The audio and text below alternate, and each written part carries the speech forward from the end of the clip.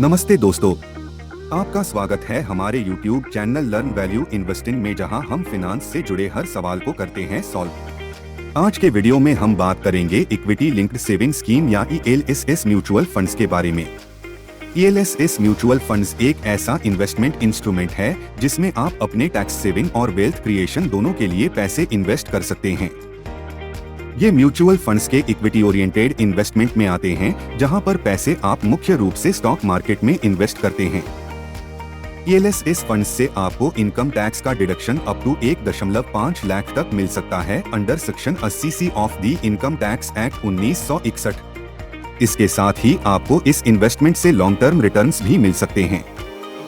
लेकिन ELSS funds में investment करने से पहले आपको इसके बेनिफिट्स और रिस्क्स के बारे में अच्छी तरह से समझना जरूरी है।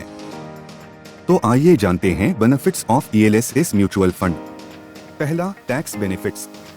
जैसे हमने पहले ही बात की, इस इन्वेस्टमेंट में आपको tax deduction up to 1.5 lakh तक मिल सकता है।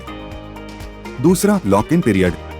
ELSS फंड्स में लॉक इन पीरियड 3 साल का होता है, जिसमें आप अपने पैसे को रिडीम नहीं कर सकते, लेकिन इसके बाद आप अपने पैसे को रिडीम कर सकते हैं।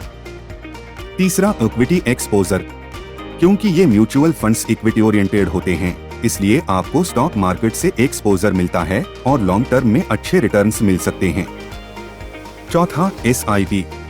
ELSS फंड्स में आप सिस्टमेटिक इन्वेस्टमेंट प्लान SIP के थ्रू भी इन्वेस्ट कर सकते हैं, जिससे आप अपने पैसे को रेगुलर इंटरवल्स पर इन्वेस्ट कर सकते हैं।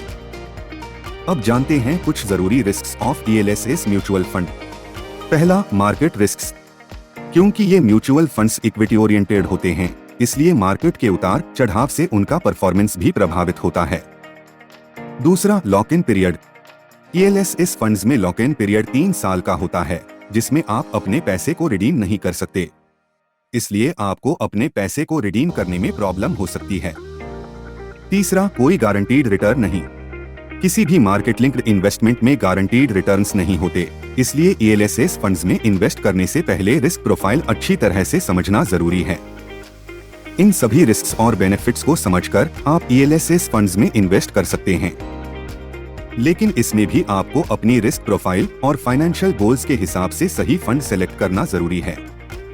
तो दोस्तों, ELSS फंड्स एक अच्छा टैक्स सेविंग और लॉन्ग टर्म इन्वेस्टमेंट ऑप्शन है, लेकिन इसके रिस्क्स और बेनिफिट्स को समझकर ही आप इसमें इन्वेस्ट करें।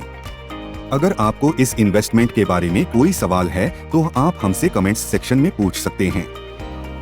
आशा करते हैं कि आपको यह वीडियो पसंद आया होगा। अगर आपके पास इस विषय से संबंधित कोई सुझाव या प्रश्न है तो कृपया कमेंट बॉक्स में लिखें और हमें बताएं। और ऐसा कंटेंट देखते रहने के लिए लाइक, शेयर और सब्सक्राइब जरूर करें। धन्यवाद और मिलते हैं अगले वीडियो में।